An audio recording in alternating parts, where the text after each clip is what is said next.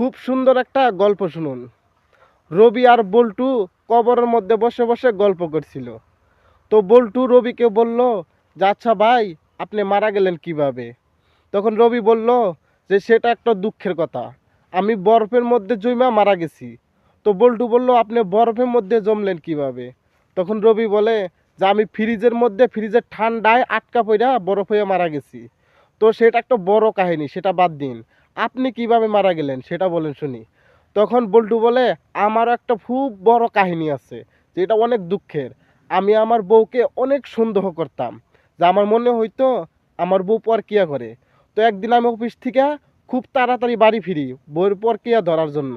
তো এসে আমার মনে হইলো যে আমার বউ আজকে পরকিয়া করতেছে। তো সেই জন্যে আমি যাই আমার ঘরের দরজা লাথি মাইরা ভাঙ্গা আমি ভিতরে ঢুকি।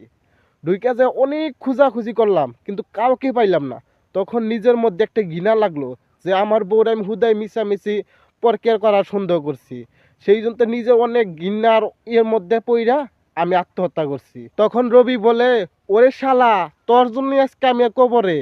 তুই ওরা ঘর হুদ্দা খুঁজলি, একবারও ফ্রিজটা খুলতে পারলি না। তখন বল্টু বলে তার মানে কি বুঝলাম না তো।